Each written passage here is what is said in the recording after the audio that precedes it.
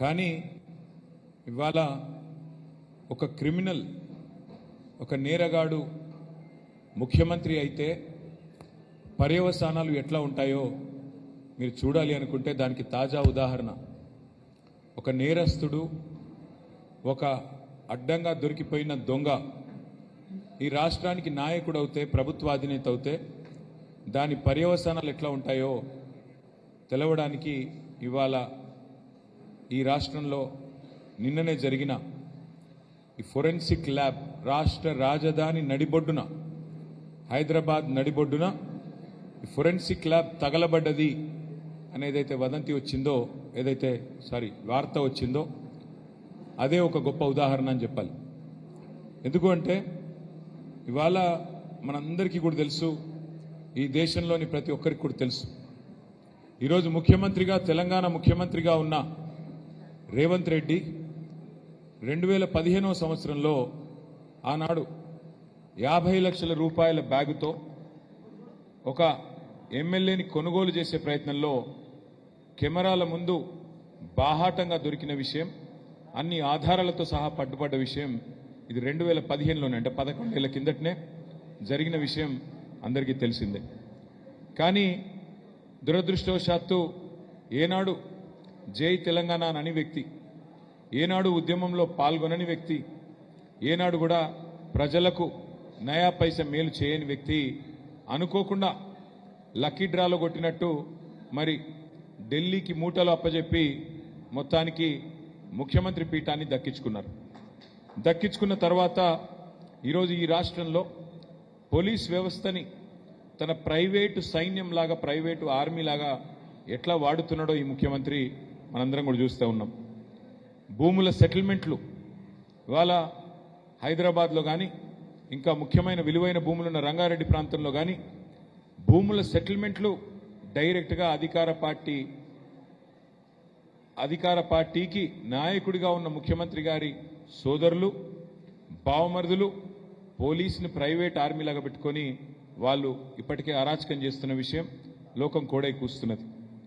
అట్లాగే వరంగల్ జిల్లా మంత్రి కొండా సురేఖ, ఆమె స్ట్రైట్గా డెక్కన్ సిమెంట్స్ అనే కంపెనీకి సంబంధించిన ఒక డైరెక్టర్, వాళ్ళదేదో అటవీ శాఖకు సంబంధించిన అంశం ఉంటే సీదా తన ఓఎస్డి ద్వారా పిలిపించి ముఖ్యమంత్రి అనుయాయుడు, అనుచరుడు, ప్రధాన అనుచరుడు, ముఖ్యమంత్రికి నీడలాగా తిరిగే రోహిన్ రెడ్డి అనే వ్యక్తికి అప్పజెప్పి ఇద్దరు కలిసి, మంత్రి ముఖ్యమంత్రి ఇద్దరి అనుయాయులు కలిసి తుపాకీ పెట్టి, తలకు తుపాకీ పెట్టి ఒక పారిశ్రామికవేత్తను 300 కోట్ల రూపాయల కోసం ఎట్లా బెదిరించారో, ఎట్లా పోలీసోళ్ళు ఆ కేసులో కూడా చల్లబడిపోయినారో, నిన్న మొన్నటిదాకా కాకి బుక్ అని పెద్ద పెద్ద డైలాగులు కొట్టిన వాళ్ళందరూ ఎట్లా చల్లబడ్డారో కూడా మన కళ్ళ ముందు మనమే చూసినాం. ట్యాపింగ్ అని ఇవాళ ఎక్కడ మొదలైందంటే కేసీఆర్ గారు ఫోన్ ట్యాపింగ్ చేసిండ్రు అన్న కాడ మొదలైంది. ఇవాళ ఆఖరికి ఎక్కడికి వచ్చిందంటే సోషల్ మీడియాలో పనిచేసే కొంతమంది మా పార్టీ పిల్లలు, వాళ్ళని పిలిచి విచారణ పేరిట 10 గంటలు వేధిస్తూ ఉన్నారు. మీ పార్టీ హ్యాండిల్ ఎవరు చూస్తారు, మీ పార్టీ అకౌంట్లు ఎవరు చూస్తారు, ఎట్లా చేస్తారు అంటే కొండందవి ఎలుకని పట్టినట్టు కూడా లేదు. అట్లాంటి పరిస్థితి వాళ్ళ రాష్ట్రంలో ఉంది. కానీ ఇవన్నీ ఒక ఎత్తు అయితే ఈరోజు రాష్ట్రంలో నిన్న ఫోరెన్సిక్ ల్యాబ్ ఏదైతే తగలబడ్డది అని వార్త వచ్చిందో, ఇవాళ రాష్ట్రంలోని ప్రతి ఒక్కరు అనుకుంటా ఉన్నారు ఖచ్చితంగా ఆ రోజు ఓటుకు నోటు దొంగతనంలో తాను అడ్డంగా దొరికిపోయిన కేసు ఏదైతే ఉందో ఆ కేసులోని ఆధారాలన్నీ భద్రపరచబడ్డ ఫోరెన్సిక్ ల్యాబొరేటరీని రేవంత్ రెడ్డే తగలబెట్టించిండు అని రాష్ట్రంలోని ప్రతి ఒక్కరూ ఇవాళ భావిస్తూ ఉన్నారు. ఎందుకంటే ఒక నేరస్తుడే ఇవాళ ముఖ్యమంత్రి అయినాడు. మరి ఆ నేరస్తుడు సహజంగా ఆయననే హోంమంత్రి, ఆ హోంమంత్రి కిందనే ఉండేది పోలీసు వాళ్ళు. ఈ ఫోరెన్సిక్ ల్యాబ్ ఇవన్నీ కూడా ఆయన కిందకే వస్తాయి. అందుకే ఏం చేసిండు, మరి తానే స్వయంగా కుట్రబన్ని మనందరం మున్సిపల్ ఎన్నికల్లో బిజీగా ఉన్నప్పుడు మరి అక్కడ ఇవాళ ఈ కుట్రకు పాల్పడి మొత్తానికి ఆధారాలన్నీ లేకుండా శాశ్వతంగా ఈ కేసులోంచి బయటపడేందుకు ఒక పన్నాగం పనినట్టుగా మేమందరం కూడా అనుమానిస్తూ ఉన్నాం. నిన్న జరిగింది ప్రమాదం కాదు, నిన్న జరిగింది అగ్ని ప్రమాదం కానే కాదు, అనుకోకుండా జరిగింది అంతకంటే కాదు, ప్రకృతి వైపరీత్యం కాదు. ఆ మధ్యకాలంలో అల్లు అర్జున్ గారిది ఒక సినిమా వచ్చింది జులై అని. ఆ సినిమాలో బ్రహ్మానందం గారు ఉంటారు, ఆయన దొంగ పాత్ర అందులో. ఆయనకు ఒక డైలాగ్ ఉంటుంది, ఏమంటే బ్రహ్మానందం గారు అలా దొంగతనం చేస్తాడు కానీ 10 నిమిషాలనే దొరికిపోతాడు. రేవంత్ రెడ్డి కూడా అంతే, ఈయన కూడా దొంగనే కానీ 10 నిమిషాల్లో దొరికిపోతాడు. ఎట్లా అంటే నేను అడుగుతా ఉన్నా, ఏమైనా ఇట్లాంటి పని చేస్తే కూడా ఆలోచించి చేయాలి కదా. అగ్ని ప్రమాదాలు ఎప్పుడు జరుగుతాయండి రాష్ట్రాల్లో కానీ దేశంలో కానీ? ఎండాకాలంలో జరుగుతాయి. చలికాలంలో ఎక్కడైనా అగ్ని ప్రమాదాలు జరుగుతాయా? ఎవడన్నా మెడకాయ మీద తలకాయ ఉన్నోడు నమ్ముతాడా చలికాలంలో అగ్ని ప్రమాదం అయిందంటే? శివరాత్రి దాకా చలి ఉంటుంది రాష్ట్రంలో. మీ వరంగల్ కూడా ఉన్నది కదా, తెల్లారి మంచు పోతలేదు 10 దాకా. మరి అది కూడా చలికాలంలో పొద్దున 10కి ఏది చలి ఉండంగా మొత్తం అగ్ని ప్రమాదం జరిగిందంటే ఇది మనం నమ్మాలన్నట్టు. అందుకే అంటున్నాను నేను, ఈ దొంగకు దొరికిపోవడం ఒక స్పెషాలిటీ రేవంత్ రెడ్డి అనే దొంగకు. అందుకే ఖచ్చితంగా మరి ఈ చలికాలంలో జరిగిన అగ్ని ప్రమాదం చేయించబడ్డ ప్రమాదంగానే ప్రజలు భావిస్తా ఉన్నారు. ఒక పక్కడబందీ ప్రణాళికతో రేవంత్ రెడ్డి అనే నేరగాడు క్రిమినల్ తన క్రిమినల్ మనస్తత్వంతో ఆధారాలను మాయం చేయడానికి ఫోరెన్సిక్ ల్యాబ్ను తగలబెట్టించినాడు అని మేము రాష్ట్ర ప్రజలతో పాటు మేము కూడా భావిస్తా ఉన్నాము. ఎందుకంటే అందరికీ తెలుసు, ఓటుకు నోటు కేసు మొత్తం జగద్విదితం. అది ఒక రాష్ట్రంలో కాదు, దేశమందరికీ తెలుసు, ప్రపంచం మొత్తానికి పోయింది. కానీ ఇక్కడ అతి ముఖ్యమైన విషయం ఏంటంటే, తాను తప్పించుకోవడానికి, తన కేసులకు వెళ్ళి బయటపడడానికి న్యాయస్థానంలో తుది దశకు వచ్చింది. ఇప్పుడు ఈ కేసు 11 ఏళ్ల తర్వాత న్యాయస్థానంలో చివరి దశకు వచ్చింది. ఆ చివరి దశలో ఆధారాలు మాయం చేయడానికి ఈ నేరగాడు పన్నిన కుట్ర ఇది. కానీ ఆ కుట్రలో దురదృష్టవశాత్తు ఏం జరిగింది అంటే, నేరాల విచారణలో చాలా కీలకమైన విభాగం ఈ ఫోరెన్సిక్ విభాగం. హోంశాఖ కిందనే ఉంటుంది. కానీ వాళ్ళు ఏం జరిగింది, పట్టపగలే అక్కడ ఉన్న ఇతర 100,000 కేసుల ఆధారాలు కూడా ఆహుతైపోయినాయి. అందులో ఎంతోమంది క్రిమినల్స్ ఉంటారు, మర్డరర్లు ఉంటారు, రేపిస్టులు ఉంటారు, ఎన్నో రకాల కేసులు ఉంటాయి. ఆ కేసులకు సంబంధించిన ఆధారాలన్నీ ఈ క్రిమినల్ వల్ల ఆ క్రిమినల్స్ కూడా తప్పించుకొని అలా సమాజంలో తిరిగే ఒక పరిస్థితి వచ్చింది. ఇది నేను ఊరికేనే అంటలేను, మీరు చూడండి ఒక్కసారి ఎంత ఎంత కట్టుకథలాగా చెప్పారంటే స్టోరీ. వీళ్ళు నిన్న పొద్దున ఇగో ఇది వాళ్ళు నిన్న విడుదల చేసిన press release. Director TGFSL Telangana forensic laboratory వాళ్ళు విడుదల చేసిన ప్రకటన తూతూ మంత్రంగా, ఏం పెద్ద నష్టం కాలేదు, కొన్ని సదుపాయాలకే నష్టమైంది, ఈ ఘటనలో ఎలాంటి ప్రాణ నష్టం కానీ ఎవరికి గాయాలు కలగలేదు అని మొదలు తూతూ మంత్రంగా డైవర్షన్ గేమ్ లాగా స్టార్ట్ చేసింది. కానీ ఏమైంది, ఒక ఇన్స్పెక్టర్ గారు పాపం ఆయన కొద్ది నిజాయితీగా పనిచేసినట్టున్నాడు. ఆయనకు ఎఫ్ఐఆర్ రిజిస్టర్ చేయమని ఆయనకు లోకల్ ఆ ల్యాబొరేటరీ వాళ్ళు కంప్లైంట్ ఇచ్చారు. శ్రీనివాసరెడ్డి అని కంప్లైంట్ ఇచ్చిండు, P. శ్రీనివాసరెడ్డి. ఎఫ్ఐఆర్ నమోదు చేసిండు. ఎఫ్ఐఆర్లో అన్ని చాలా వివరంగా రాసిండు. వాళ్ళు ప్రెస్ నోట్లోనేమో ఏం జరగలేదు, అంత మంచిగానే ఉంది అన్నట్టు, ఏదో తక్కువ నష్టం జరిగింది అన్నట్టుగా బుకాయించే ప్రయత్నం వాళ్ళు చేస్తే, ఇది ఫస్ట్ ఇన్ఫర్మేషన్ రిపోర్ట్. ఇందులో చాలా స్పష్టంగా ఏం రాశారు అంటే, ఎఫ్ఐఆర్లో పొద్దున 10కి అగ్ని ప్రమాదం అయింది అని మాకు ఇన్ఫర్మేషన్ వచ్చింది. మధ్యాహ్నం 1:30 దాకా 3 గంటలన్నర దాకా 3 అంతస్తుల భవనంలో 3:30 గంటలు పట్టిందంట మంటల అదుపులోకి తెచ్చేందుకు. మీరు ఆలోచన చేయండి, అదేమన్నా 30 అంతస్తులు కాదు, 50 అంతస్తులు కాదు, 3 గంటలు పట్టిందట. గా బుడ్డ 3 అంతస్తుల బిల్డింగ్లా ఫైర్ కంట్రోల్ చేసేందుకు. 10 గంటలకు ఈ సాక్ష్యాధారాల చెరిపివేత కార్యక్రమం ఏదైతే మొదలైందో, సాక్ష్యాలన్నీ మాయమయ్యే వరకు 3:30 గంటలు నిర్విఘ్నంగా జరిగేందుకు మరి ప్రైవేట్ ఆర్మీ లాగా అక్కడ పోలీసు వాళ్ళు కానీ ఇంకా ఇతరులు కానీ సహకరించినట్టుగా కనబడతా ఉంది. 3 అంతస్తుల బిల్డింగ్లా ఫైర్ ఆపేందుకు 3:30 గంటలు పడుతుందంటే, ఇంత ఎఫెక్టివ్ ఫైర్ డిపార్ట్మెంట్ ఉంది మనకి, వాళ్ళకి 3:30 గంటలు పట్టిందంటే ఎవరైనా నమ్ముతారా? దీనిలో పెద్దవాళ్ళ పాత్ర లేదు అంటే ఎవరైనా నమ్ముతారా? అంటే కేవలం ఇంకా విచిత్రం ఏంటంటే, ఇక్కడ మొదటి అంతస్తులో ఫైర్ ఆపడానికే 3 గంటలు పట్టిందంట, మిగతా అంతా కలిపి అర్ధ గంటనట. ఆ మొదటి అంతస్తులోనే అసలు కీలకం ఉంది. ఈ రాష్ట్రంలో శాంతి భద్రతలకు సంబంధించి, పెద్ద నేరగాళ్లకు సంబంధించిన ముఖ్యమైన కేసులకు సంబంధించి అతి ముఖ్యమైన ఇన్ఫర్మేషన్ అంతా స్టోర్ చేసేది ఈ ఫోరెన్సిక్ ల్యాబొరేటరీ. అక్కడ డ్యూటీలో ఎవరు లేరట. ఇది జరిగినప్పుడు ఇంత విచిత్రం చూడండి, 24 గంటలు డ్యూటీలో ఉండాల్సిన చోట ఉదయం 10 గంటలకు డ్యూటీలో ఎవరు లేరట. ఎవరూ లేకపోవడం వల్ల అనుకోకుండా ఎవరు అటెండర్ చెప్తే వీళ్ళకి తెలిసిందట. ఇవన్నీ కూడా చాలా చతురతను, చాలా అతి తెలివితేటలను, ఫేక్ న్యూస్ను నడిపి మీడియాను మేనేజ్ చేసి తిమ్మిని బమ్మిని చేసే ప్రయత్నంలో ఒక భాగంగానే మేము కనబడతా ఉన్నాం. అందుకే మొదలేమన్నారు, ఏం కాలేదు, అక్కడ ఏం నష్టం జరగలేదు అని ఒక తుపేల్ ప్రెస్ నోట్ రిలీజ్ చేసినారు. ఆ తర్వాత ఇగో ఇది ప్రెస్ నోట్, అందులో ఏం లేదని. తర్వాత ఎఫ్ఐఆర్ వచ్చింది బయటికి. ఎఫ్ఐఆర్లో పాపం ఆ పోలీస్ ఆయన నిజాయితీగా పనిచేసినట్టున్నాడు. ఆయన రాసిండు క్లియర్గా, ఏమి జరగలేదు అనేది తప్పు. అక్కడ ఏమేమి పోయినాయంటే కంప్యూటర్ ఫోరెన్సిక్ ల్యాబొరేటరీతో పాటు ప్రాపర్టీ రూమ్ తగలబడ్డది, కేస్ వెరిఫికేషన్ ఛాంబర్ మొత్తం పోయింది, అనాలిసిస్ ఛాంబర్ మొత్తం పోయింది, చివరికి సర్వర్ రూమ్ అంటే కంప్యూటర్లో నిక్షిప్తమయ్యే సమాచారం ఏ సర్వర్లో అయితే ఉంటుందో ఆ సర్వర్ రూమ్ మొత్తం కాలిపోయింది. ఒకటి కాదు, property room, case verification chamber, analysis chamber, చివరికి సర్వర్ రూమ్ అన్ని పూర్తిగా కాలిపోయినాయని చెప్పి నేను చెప్పడం లేదు, ఎఫ్ఐఆర్ చెప్తా ఉన్నది.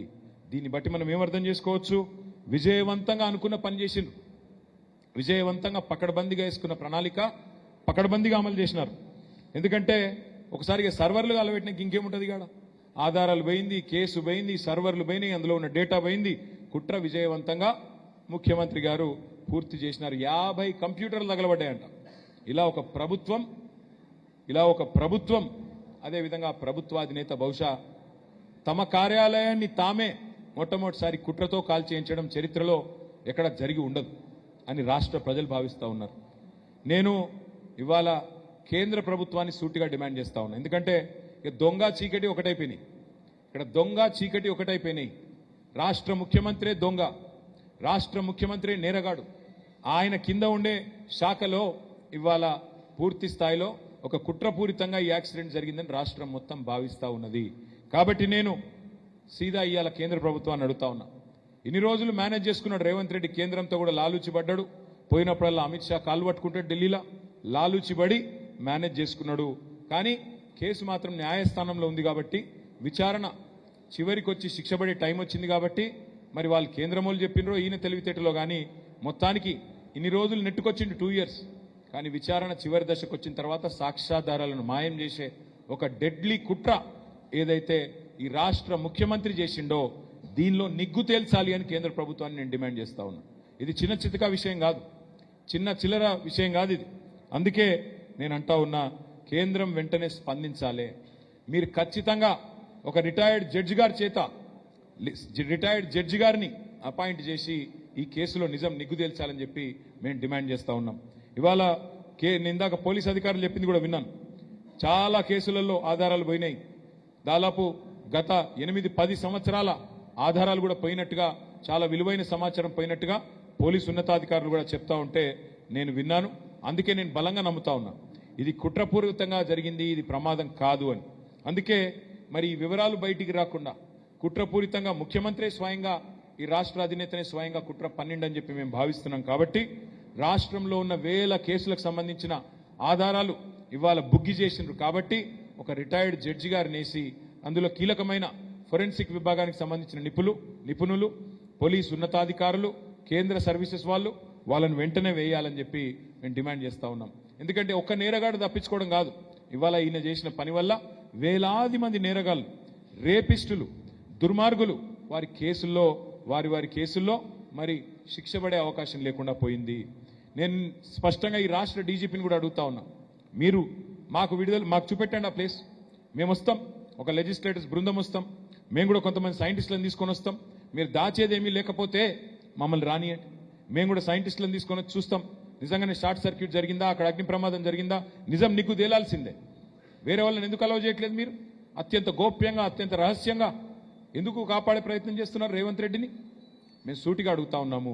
అందుకే ఇక వీళ్ళు ఎట్లాగూ వినరు, ఈ పోలీసులు ఎట్లాగూ ప్రైవేట్ ఆర్మీ లెక్క పూర్తిగా మారిపోయినారు. కాబట్టే కేంద్ర ప్రభుత్వాన్ని మేము డిమాండ్ చేస్తున్నాం, మీకు లాలూచి లేకపోతే రేవంత్ రెడ్డితో, ఎందుకంటే లాలూచి ఉందనేది కూడా నేను ఉత్తగానే అంటలేను, ఎన్నో సందర్భాల్లో తేలిపోయింది ఇప్పటికే. రేవంత్ రెడ్డిని స్వయంగా ప్రధానమంత్రి వచ్చి తెలంగాణకు డైరెక్ట్గా అంటాడు, ఆర్ఆర్ ట్యాక్స్ వసూలు అవుతుంది అంటాడు. ఏప్రిల్ 2024లో, ఇప్పుడు మనం ఏప్రిల్ 2026 దగ్గరకు వచ్చినాం, 2 ఏళ్ల కిందట. RR tax Rahul Revanth tax వసూలైతుంది తెలంగాణలో అని ప్రధానమంత్రి అభియోగం మోపుతాడు. కానీ ఏం చర్యలు ఉండవు. హోంమంత్రి వచ్చి తెలంగాణ ఏటీఎంగా మారిపోయింది కాంగ్రెస్కు అంటాడు. ఏమీ ఉండదు. చివరికి హైదరాబాద్ సెంట్రల్ యూనివర్సిటీ భూముల విషయంలో సుప్రీంకోర్టు ఎంపవర్డ్ కమిటీ చెప్పింది కదా, 10,000 కోట్ల కుంభకోణం జరిగింది. మీరు సుప్రీంకోర్టు ఎంపవర్డ్ కమిటీ చెప్పింది, నేను చెప్పలేదు. మీరు వెంటనే SFIO serious fraud investigation agency కానీ, సిబిఐ కానీ, ఈడీ కానీ ఒక మంచి విచారణ సంస్థతో విచారణ జరిపించండి అని సుప్రీంకోర్టు వేసిన కమిటీ చెప్పింది. కానీ కేంద్రం స్పందిస్తలేదు. ఆఖరికి పొంగులేటి శ్రీనివాసరెడ్డి ఇంట్లో ఈడీ రైడ్ అయితే ఇప్పటికి సంవత్సరంన్నర అయితే కనీసం కేసు కూడా రిజిస్టర్ చేయలేదు. మరి ఈ కేసులో బీజేపీ చిత్తశుద్ధి కూడా తేలిపోతుంది. బడేబాయ్ ఛోటాబాయ్ బంధం ఏదైతే ఉన్నదో ఆ బంధంతోనే మీరు రేవంత్ రెడ్డిని కాపాడుతున్నారని మేము బలంగా నమ్ముతా ఉన్నాం. బడేబాయ్ ఛోటాబాయ్కి సంబంధం లేకపోతే ఈ కేసు విషయంలో వెంటనే ఈ ఫోరెన్సిక్ ల్యాబ్ తగలబెట్టిన నేరగాడు క్రిమినల్ రేవంత్ రెడ్డి మీద వెంటనే మరి సిట్టింగ్ జడ్జి ద్వారా వెంటనే ఎంక్వైరీ చేయించాలని చెప్పి కూడా మేము కేంద్ర ప్రభుత్వాన్ని డిమాండ్ చేస్తా ఉన్నాం. ఇది మొదటిసారి కాదు. మన సింగరేణి కుంభకోణం మేము బయటపెట్టినాం. సింగరేణిలో 49% వాటా కేంద్ర ప్రభుత్వానికి ఉన్నది. అయ్యా స్కామ్ జరిగింది, ముఖ్యమంత్రి బామ్మరిది అడ్డంగా దొరికిండు, విచారణ జరిపించండి అంటే ఇంతవరకు విచారణ లేదు. దీన్ని బట్టి అర్థం చేసుకోవచ్చు బడేబాయ్ ఛోటేబాయ్ బంధం ఎంత దృఢంగా ఉన్నదో. మాకు ఇంకొక అనుమానం కూడా ఉంది. మరి ఈ అగ్ని ప్రమాదం అని ఏదైతే బుకాయిస్తున్నారో దీని వెనకాల ఇక్కడున్న వాళ్ళే ఉన్నారా, ఢిల్లీ పెద్దలు కూడా ఏమైనా ఉన్నారా మాకు అనుమానం ఉంది. ఎందుకంటే ఢిల్లీలో కూడా ఇవాళ అక్కడున్న ప్రభుత్వం మరి కొంతమంది మద్దతుతో నడుస్తున్నది. వారికి కూడా ఈ కేసులో ఉన్నది కొంత తిలాపాపం తలా పిడికెట్ లెక్క వాళ్ళకు కూడా కొంత వాటా ఉన్నది. కాబట్టి మరి ఏమైనా అక్కడికి వెళ్ళి ఏమైనా ఆదేశాలు ఇస్తే ఇక్కడ ఈయన సుపారీ తీసుకొని ఏమైనా చేసిండా మాకు తెలియదు. మరి కాబట్టి అన్ని తేలాలి అంటే రిటైర్డ్ జడ్జి ద్వారానే మాకు న్యాయం జరుగుతుంది. రాష్ట్ర ప్రజలకు వాస్తవాలు తేటతెల్లమవుతాయి. అందుకే ఇవాళ హనుమకొండలో ప్రెస్ ద్వారా మీడియా ద్వారా రాష్ట్ర ప్రజలకి ఇంత దారుణమైన నేరానికి ఒడిగట్టిన ఈ నేరగాడిని తప్పకుండా ప్రజల ముందు ఎక్స్పోజ్ చేయాలనే ఉద్దేశంతోనే ఈ ప్రెస్ మీట్ పెట్టడం జరిగింది. పత్రికా సమావేశానికి వచ్చిన మిత్రులందరికీ కూడా ధన్యవాదాలు, నమస్కారాలు. Thank you. ఏమైనా అడగదలుచుకుంటే అడగండి, లేకపోతే నథింగ్. ఏది ఇదా? అవును, నేనే రేవంత్ రెడ్డికి బ్యాగ్ ఇచ్చినాను కూడా చెప్తాడు. ఆయనదేం పోయింది. నేనే రేవంత్ రెడ్డికి బ్యాగ్ కూడా ఇచ్చినా, మా ఎమ్మెల్యేని కొనుమని రేవంత్ రెడ్డి అనే 3rd క్లాస్ గానికి నేనే బ్యాగ్ ఇచ్చి పంపినాను కూడా కిరణ్ కుమార్ రెడ్డి అనే ఉంటాడు. ఆయన ఏమని అంటాడు? ఆయన పోయింది. నేను స్పష్టంగా చెప్తున్నా, దొరికిన దొంగ ఈయనే. రాష్ట్రం మొత్తం చూసింది, దేశం మొత్తం చూసింది. ఎవరికి అవసరం ఉంది ల్యాబ్ తగలబెట్టేది? నేరగాడికే కదా. ఆ నేరగాడే ఇలా ముఖ్యమంత్రి. కాబట్టి చక్కగా ఆయన చేతిలో పోలీస్ శాఖ ఉంది, పంపించిండు. అందుకే నేను అన్నా ఇందాక, ఇదేదో ఎండాకాలం చేస్తే కనీసం ప్రజలు నమ్ముదురు, అబద్ధం ఆడినా అతికినట్టు ఉండాలి. కానీ చలికాలం ఎక్కడ అగ్ని ప్రమాదాలు జరిగాయి ప్రపంచంలో? ఒక్క తెలంగాణలో, అది కూడా ఇంకెక్కడ జరగదు. చూడు గమ్మత్తు, ఫోరెన్సిక్ ల్యాబ్ ఒక్కటే అవుతుందట. దాన్ని బట్టి ఏమర్థం చేసుకోవచ్చు మనం? చాలా చక్కటి ప్రణాళికతో అందరు మున్సిపల్ ఎన్నికల్లో బిజీగా ఉంటే ఈయన మాత్రం మురికి పనుల్లో బిజీగా ఉన్నాడు. దాన్ని బట్టి మాకు అర్థమైంది. అది అంటే మిగతా వాళ్ళు ముఖ్యమంత్రిగా లేరు కదా బ్రదర్. మిగతా వాళ్ళు ముఖ్యమంత్రిగా ఉంటే అందుము, మిగతా వాళ్ళు తెలంగాణ రాష్ట్రానికి ముఖ్యమంత్రిగా ఉంటే అదే చెప్పిన నేను ఇందాక, మీరు విన్నట్టు లేరు. ఏమైనా ఢిల్లీ వాళ్ళు ఏమైనా సుపారీ ఇచ్చిండ్రేమో. ఎందుకంటే ఢిల్లీ పెద్దలు వాళ్ళు కొంతమంది మీద ఆధారపడి ప్రభుత్వాన్ని నడుపుతున్నారు ఈరోజు. మరి అక్కడికి వెళ్ళి ఏమైనా ఈయనకు సుపారీ ఇచ్చిండ్రేమో చిట్టినాయుడు గారికి, మాకేం తెలుసు. అయ్యుండొచ్చు, ఏదైనా జరిగి ఉండొచ్చు. జడ్జి గారు వస్తే అన్నీ తెలుతాయి. అదే అందుకే అడుగుతున్నాం. ఎందుకంటే మాకు పోలీసుల మీద నమ్మకం లేదు. ప్రైవేట్ ఆర్మీ లెక్క పనిచేస్తున్నారు వాళ్ళు. మీరు ఒకటి చూడండి బ్రదర్, పాపం ఒక ఆయన నిజాయితీగా హబీబుల్లా ఖాన్ అని ఒక పోలీస్ అధికారి, సర్కిల్ ఇన్స్పెక్టర్, పొంగులేటి శ్రీనివాసరెడ్డి కొడుకు 70 మంది గుండాగాలను వేసుకొని పోయి ఒక విలువైన భూమిని వట్టినాగులపల్లిలో ఆక్రమిస్తే ఈ హబీబుల్లా ఖాన్ అంటే ఆయన పాపం తెలియక కేసు రిజిస్టర్ చేసిండు. ఆయన దీశవతల వారేసిండు తెల్లారి. అంటే ఎంత గుండాగిరి నడుస్తుంది ఈ ప్రభుత్వంలో. అంతెందుకండి, ఇక్కడ కొండా సురేఖ బిడ్డ ఓపెన్గా వచ్చి చెప్పింది కదా బయటికి. ఏం సాటుమాటికి చెప్పలే కదా, మీకే చెప్పింది కదా. ఏం చెప్పింది? రోహిన్ రెడ్డి అనేటోడు తుపాకీ పెట్టి బెదిరించిండు, మా సుమంత్కేం సంబంధం లేదు, ముఖ్యమంత్రి తమ్ముడు లాంటి రోహిన్ రెడ్డి చెప్పిండు. ఏమైనా యాక్షన్ అయిందా ఇప్పటివరకు? పోలీసులు ఏమైనా పీకినరా? పీకగలుగుతారా? నేరస్తుడే సీఎం అయితే, నేరస్తుడే హోమ్ మినిస్టర్ అయితే ఏం పీకుతుంది పోలీస్ శాఖ? ఇట్లాంటి పనులే చేస్తారు. పోయి కాల్చిరాపూర్ అంటే కాల్చొస్తారు, ఏమున్నది వాళ్ళ చేతిలో. కాబట్టి నా అనుమానం అయితే పక్కా ఇది ముఖ్యమంత్రి చేయించిండు అనేది నా అనుమానం. ఇది రాష్ట్ర ప్రజలు కూడా ఖచ్చితంగా ఒక నేరగాడు తన నేరాన్ని కప్పిపుచ్చుకోవడానికి విచారణ చివరి దశలోకి వచ్చిన స్థాయిలో తప్పకుండా కప్పిపుచ్చుకోవడానికి చేసిండు అని రాష్ట్ర ప్రజలు కూడా అనుమానం వ్యక్తం చేస్తున్నారు. ఈ అనుమానాలు నిజమా కాదా తేలాలి అంటే ఒక సిట్టింగ్ జడ్జిని వేసి విచారణ జరిపించండి అని కేంద్ర ప్రభుత్వాన్ని మేము డిమాండ్ చేస్తున్నాము. తప్పేముంది అందులో? Okay, thank you.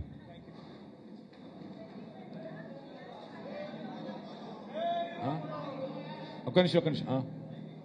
మీరు విలేకరా? చెప్పండి.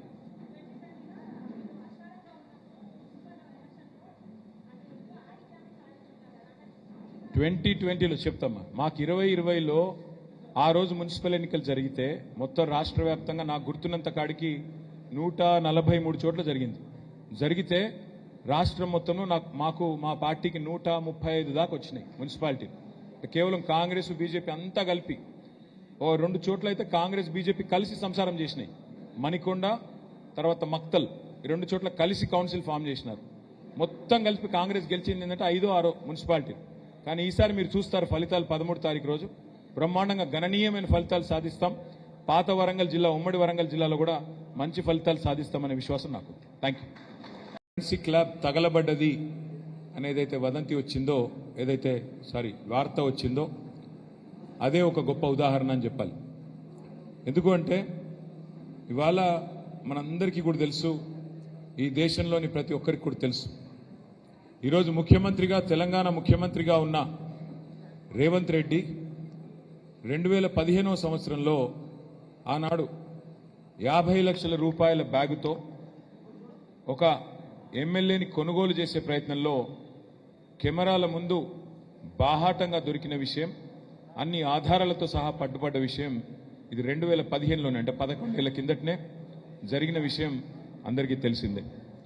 కానీ దురదృష్టవశాత్తు ఏనాడు జై తెలంగాణ అని వ్యక్తి, ఏనాడు ఉద్యమంలో పాల్గొనని వ్యక్తి, ఏనాడు కూడా ప్రజలకు నయా పైసా మేలు చేయని వ్యక్తి అనుకోకుండా లక్కీ డ్రాలో కొట్టినట్టు మరి ఢిల్లీకి మూటలు అప్పజెప్పి మొత్తానికి ముఖ్యమంత్రి పీఠాన్ని దక్కించుకున్నారు. దక్కించుకున్న తర్వాత ఈరోజు ఈ రాష్ట్రంలో పోలీస్ వ్యవస్థని తన ప్రైవేటు సైన్యంలాగా, ప్రైవేటు ఆర్మీలాగా ఎట్లా వాడుతున్నాడో ఈ ముఖ్యమంత్రి మనందరం కూడా చూస్తూ ఉన్నాం. భూముల సెటిల్మెంట్లు ఇవాళ హైదరాబాద్లో కానీ, ఇంకా ముఖ్యమైన విలువైన భూములున్న రంగారెడ్డి ప్రాంతంలో కానీ భూముల సెటిల్మెంట్లు డైరెక్ట్గా అధికార పార్టీకి నాయకుడిగా ఉన్న ముఖ్యమంత్రి గారి సోదరులు,